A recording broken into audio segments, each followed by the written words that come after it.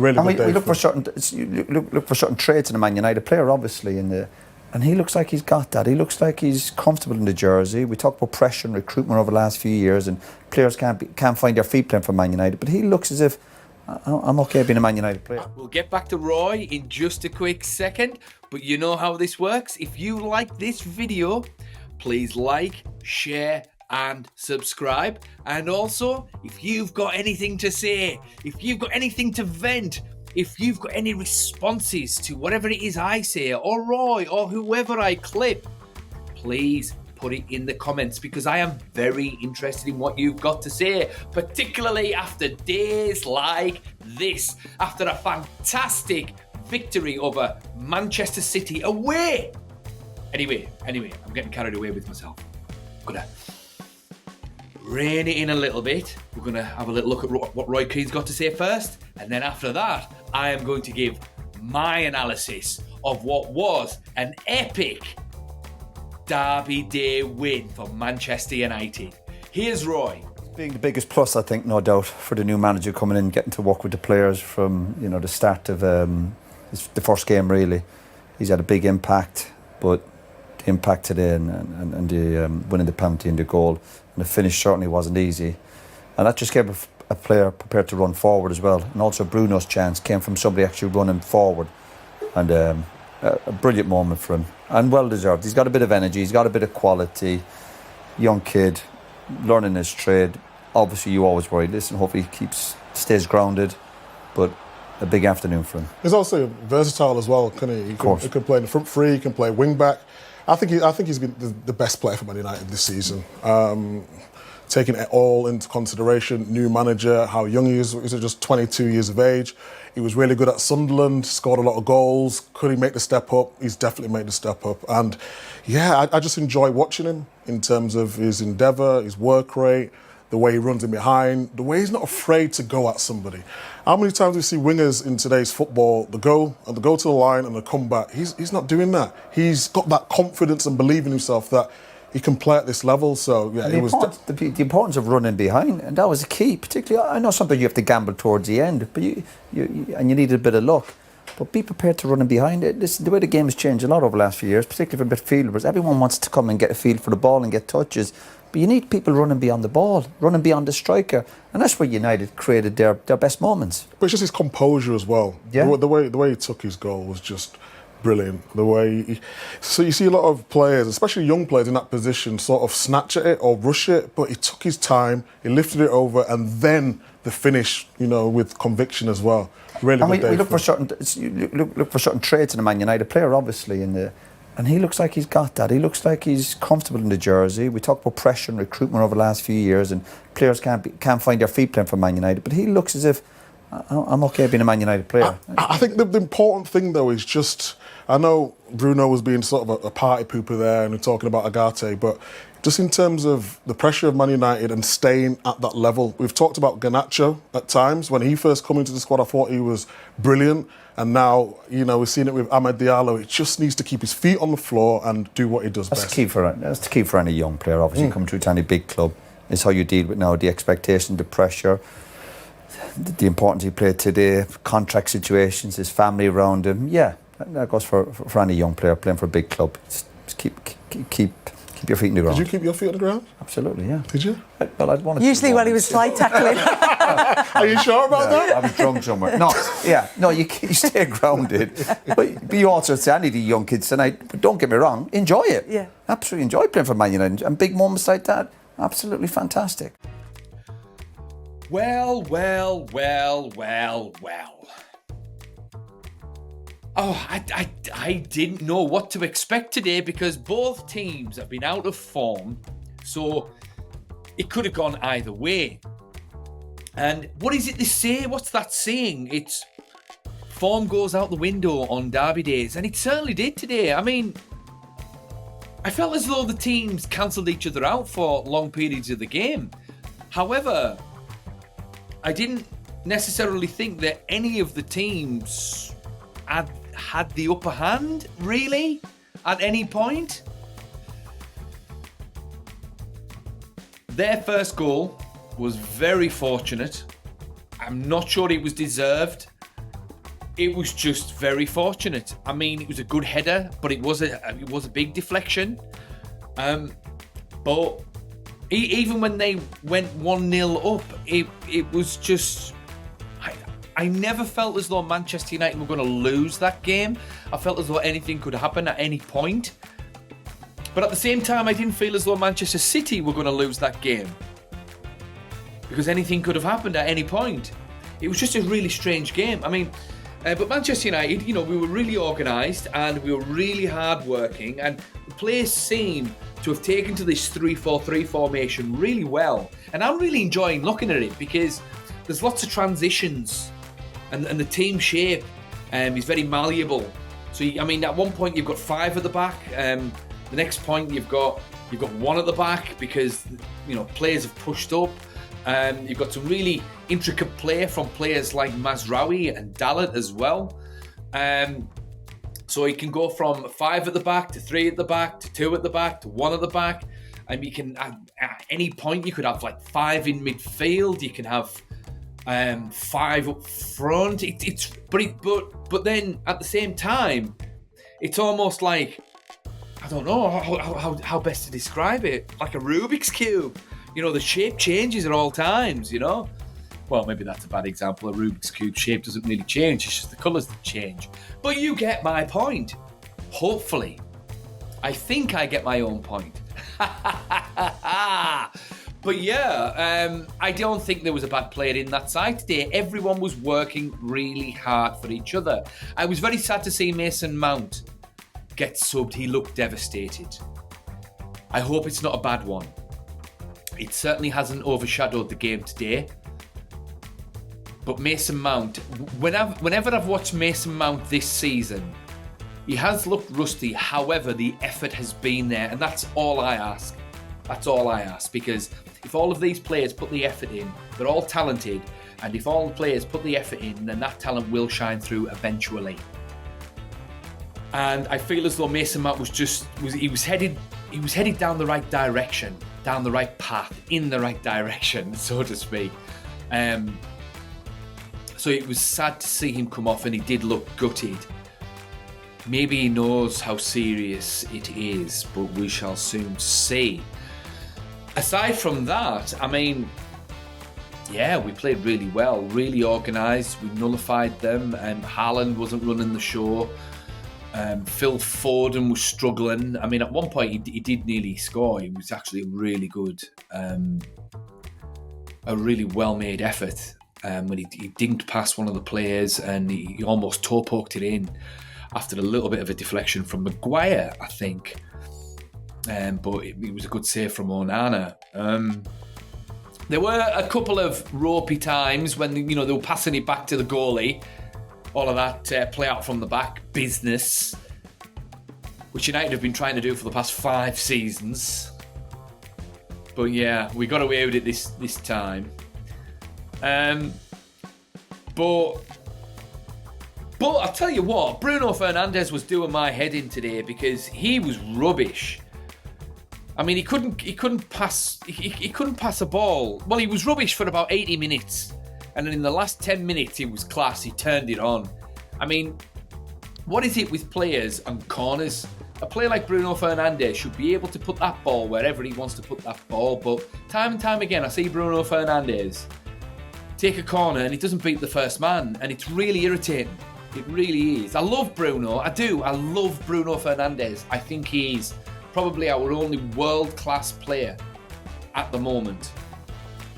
And he's probably the best number 10 in the world. And for those that don't know what I mean by number 10, I don't just mean the number 10. I mean, it's almost like a trequartista. If you want to know what a trequartista is, Google it. It's what the old Italian players like Roberto Baggio, Del Piero, they were trequartistas. They'd play off the front striker in a free role behind the attack. So it's a dying breed, and Bruno Fernandes only seems to be the only one in world football at the moment that I can think of. Anyway, I'm digressing. But Bruno Fernandes, yeah, I thought he wasn't great today for the first 80 minutes. His passing was a bit sloppy, and he just seemed sloppy, and it was annoying us. I mean, there was one point as well, just by the touchline, someone passed him the ball and he went to just put his foot on top of the ball, but he missed it and they nearly gave away possession. And I'm like, Bruno, what are you doing? And then he was through on goal one-on-one. It's like, oh my God. And then it just kind of, just coasted past the far post. And it's like, no, what are you doing? But that was it. But then all of a sudden after that, he seemed to switch on a little bit, and he created a really nice opportunity for Amad Diallo for a little header that pulled out a really good save from Edison. And then after that, it was a penalty. And he took his penalty really well. When he was coming up to that penalty, I was thinking, oh my God, please score. He's going to miss this. And he didn't. He took it really well. Keeper went the wrong way, and it was 1-1. And then after that, I thought to myself, I mean, this game's there for the taking. We should just go for this. And they did. And what a ball from Martinez through to Diallo. And now I've seen Martinez pass that ball time and time again so far this season, and it's a really good ball. That was not a fluke. He's been trying that all season, and the only difference between now and the other times is the person that he's passed to has actually done something with it. And what a ball it was. Diallo took it well, took it past, and well, I mean, how that Man City defender didn't clear that off the line, I don't know, but I'm glad he didn't, and it went in, and it's 2-1, and it's like, wow, we deserved that today, because we played really well. We did. We played really, really well. We were well organised, we worked hard for it, the team put the effort in, and we got what we deserved. Manchester City didn't play badly. They didn't play badly. In fact, you could argue perhaps they were a little unlucky. But I'm not going to feel bad for them. Why should I? Why should I? We deserve that. That was 3 points, richly deserved for Ruben Amorim and the team. Good for him.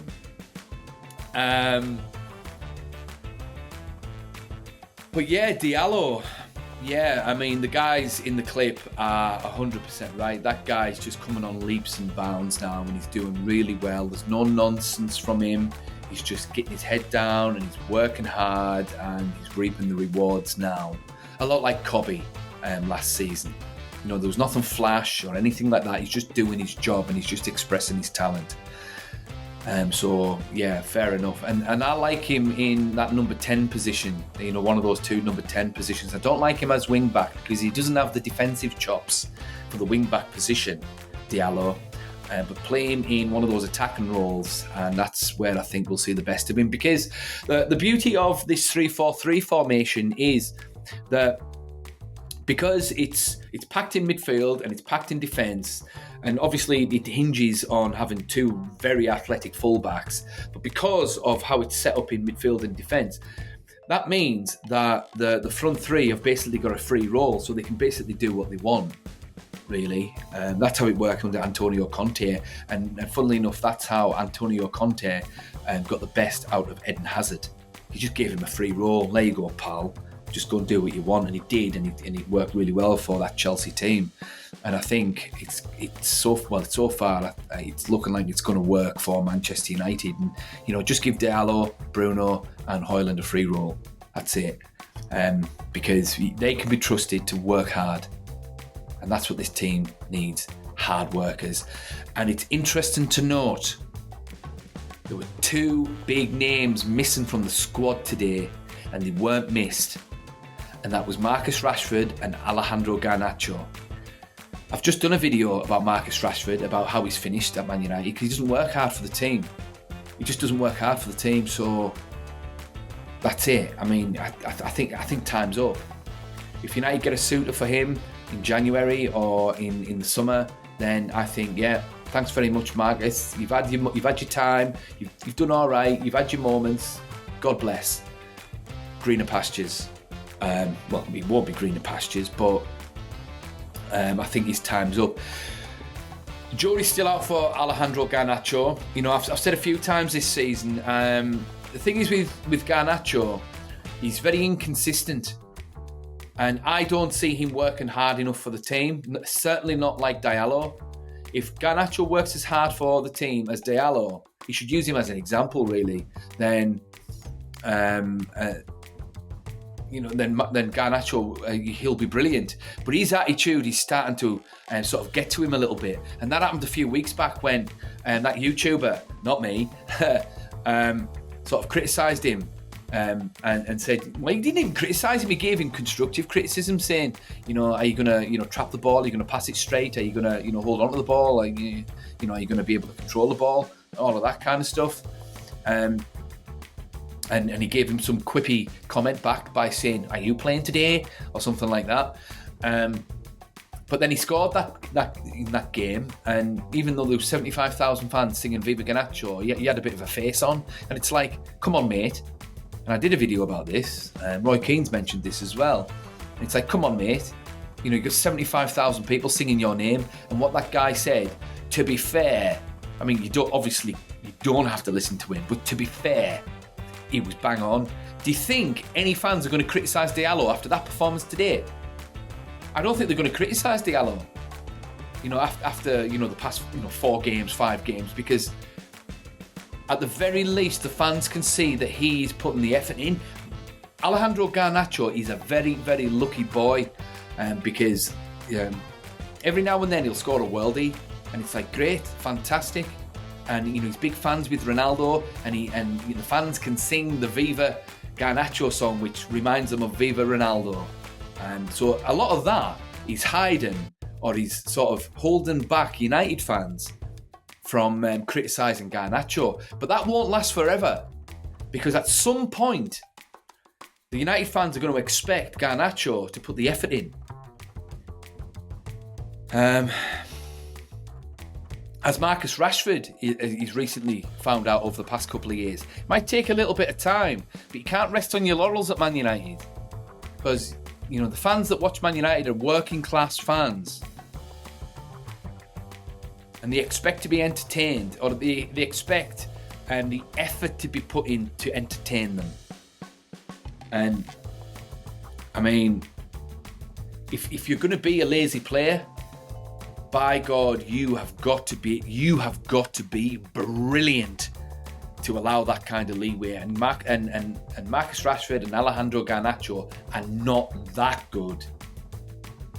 At least Ronaldo was Ronaldo, in his prime, anyway. But what a result! We played really well. This is strange. In a big game as well. Could this be a turning point for Ruben Amorim? Could the season kick on from here? Now that the players are sort of getting used to his methods, and he's sent a message to the team and those other 2 players. Hey, if the door's open for Garnacho and Rashford, then fair enough. And if the penny drops and then all of a sudden they turn into training beasts, then fair enough. Get back in the side and score 20 goals each for the rest of the season, and then we'll finish top 4, no problem. But yeah, the squad seems to be gelling quite nicely. And, I said from day one, this new formation suits the squad as a whole. So it's nice to see them getting to grips to it, and it's nice to see certain players flourishing. It's nice to see the players put the effort in, and, Højlund's doing well, Diallo's doing well. It was entertaining to watch. It was, So, more of that, please. But what do you guys think? If you've lasted this long, you're clearly interested in what I've got to say. So I want to respond in kind. I want to hear what you've got to say. So please put it in the comments. Is this a turning point for Manchester United? What do you think of Diallo? What do you think of Rasmus's game today? Ugarte played well as well. He seems to have added a little bit of steel in midfield. So, where do Manchester United go from here? Can you see Marcus Rashford and Alejandro Garnacho get back into the team? Please put it in the comments, and I'll see you in the next one.